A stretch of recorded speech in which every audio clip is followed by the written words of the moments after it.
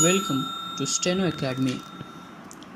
Today we are going to do a dictation from Kailash Chandra, Volume 11, transcription number 227.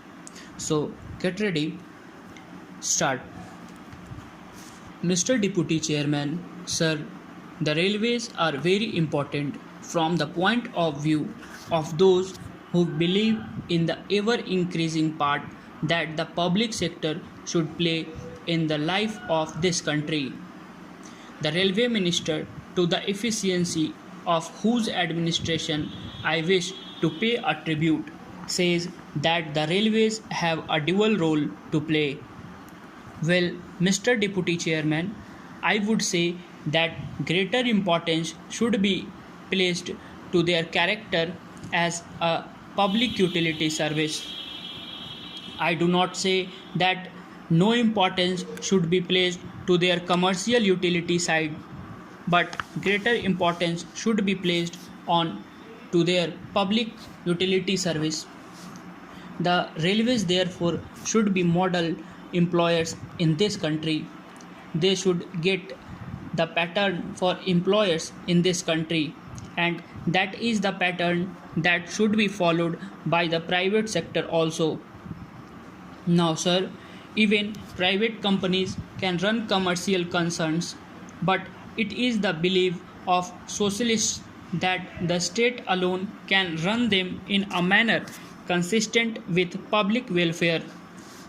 Therefore, the supreme criterion by which the railway administration should be judged is the utility so far as the public is concerned. Therefore, I think the railways should be responsive to public needs. They should have the public welfare at heart. I am glad to find that non-official agencies are being associated with the railways in a manner of ways.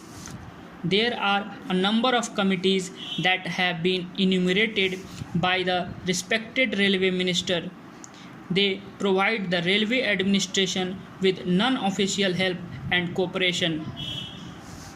I say, sir, that if nationalized industries are to make an appeal to the country, their public utility work must become increasingly clear to the public. Whether from the public point of view, the railways contribute more or less to the general revenues should be a matter of less concern than their efficient running.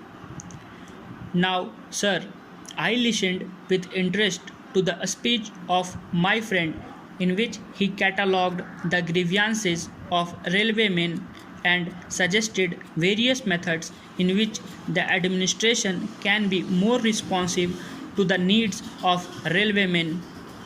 I fully agree and support those recommendations. Then, sir, it is a matter of great concern that house rents in some places are very high, and the railway employees are given house rents at low rates. Also, I think there is need for an increase in the railway checking staff. If the railway checking staff is increased, ticketless travel will go down, provided that you make it worthwhile for the railway staff to carry out their duties. I say that some reward should be given to those members of the checking staff who successfully launch prosecutions against ticketless travelers. I think, sir, if they have a prospect held out to them that in case they are able to catch ticketless travelers, they will be given some reward, they will be more active.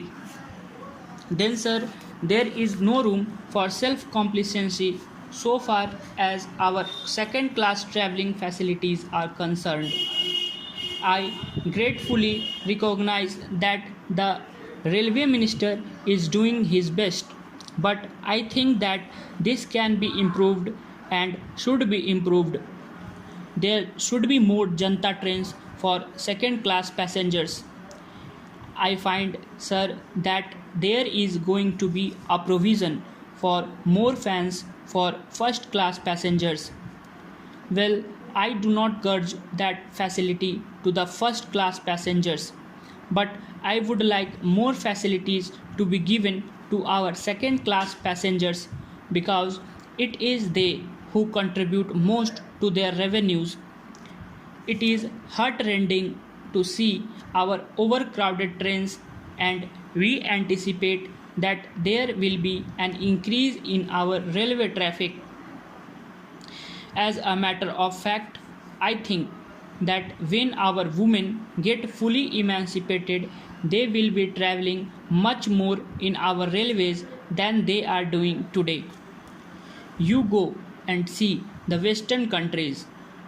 There you find that the greater number of passengers are represented by women. It is not so in this country. I would say one or two words about catering in our railways.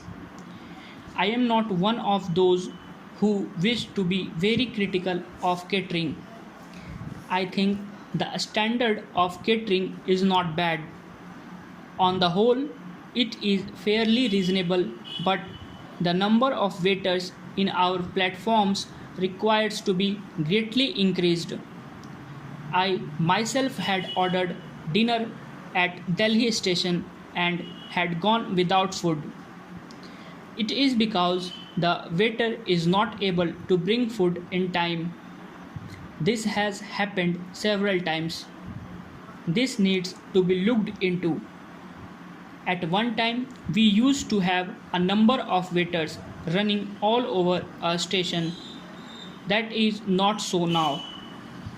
The number has gone down. If the air conditioned travelers and the first class passengers find it difficult to get food, much worse must be the case with